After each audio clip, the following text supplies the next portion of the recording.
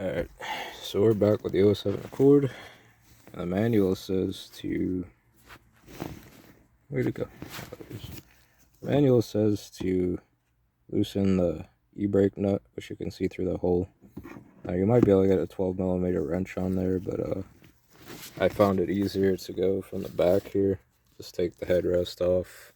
There's 2 Phillips screws, the ones with the washers.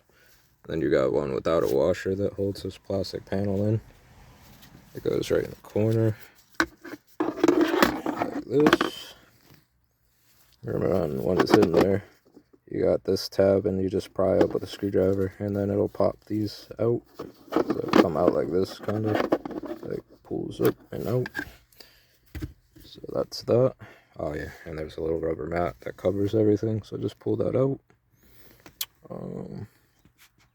Yeah, so then this back panel, I guess I'll go back there and show it, but I loosened everything, and then you adjust the drums, get it to drag slightly. You could also check the e-brake. I got mine in 7 clicks, which is the max, but I felt like it was dragging too much for my liking, but I could be wrong.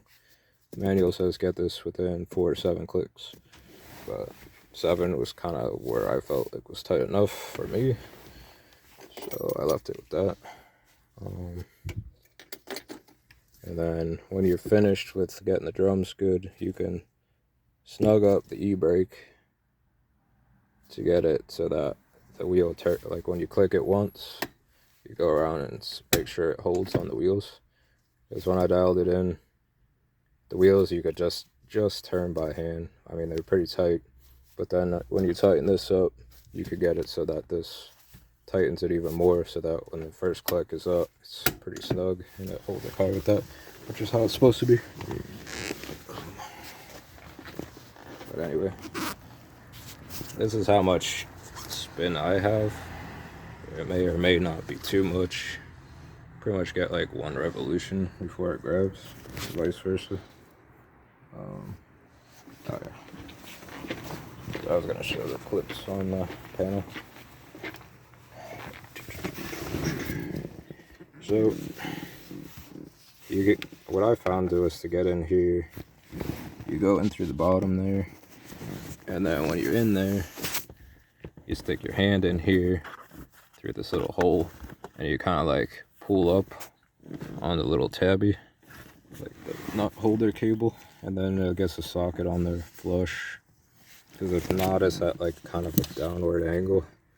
So I used a 1/4 inch because it was easier to, there's like 2 bolts in there. I don't know if you could see right there. They kind of like get in the way, so the 1/4 inch was a little bit more spacious, but you could definitely use a 3/8, especially if you wiggle it up with your hand.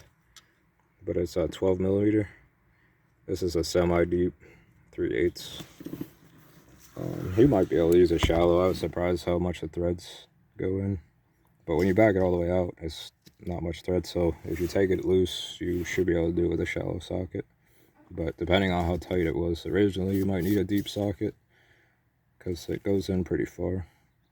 But I didn't want to have it all the way torqued down, because over time you might have to tighten it. So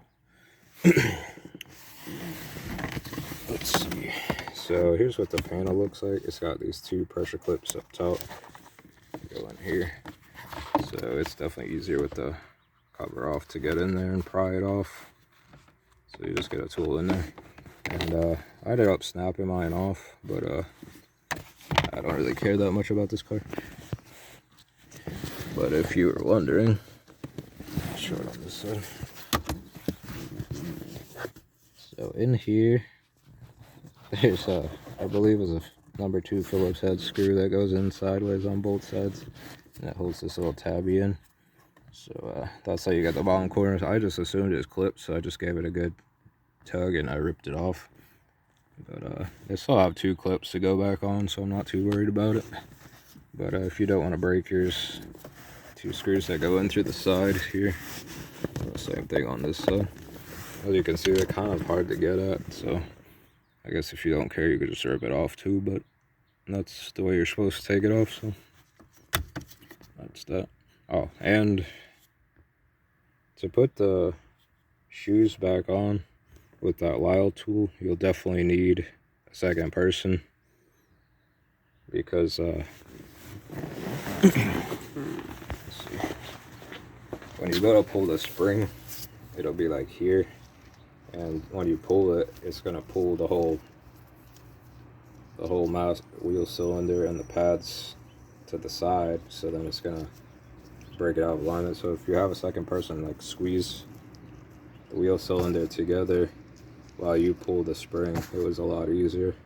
Not sure it would even be possible. I tried holding it with my knee and I couldn't do it.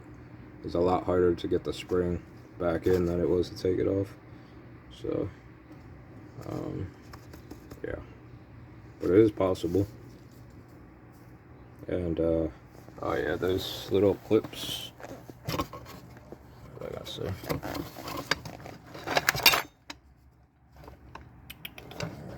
where is it? These little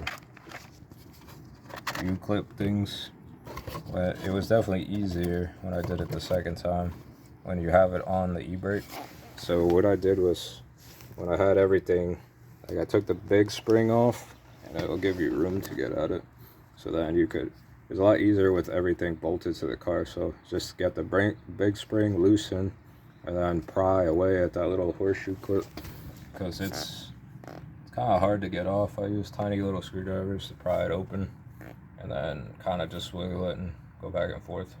Eventually get it off, but it's definitely helpful to have the car hold it for you, because if you do it free hanging with everything off, you kind of have to, like, hold it with one hand, and then you only have one hand to work with. So it was definitely easier to pry it off the other way. And then I ended up putting it back together with the pad off, hanging. It wasn't too bad to squish it with pliers to put it back on. But yeah, so definitely leave the pads all hooked in there and then take it off that way. It was easy. Other than that, I feel like it's straightforward.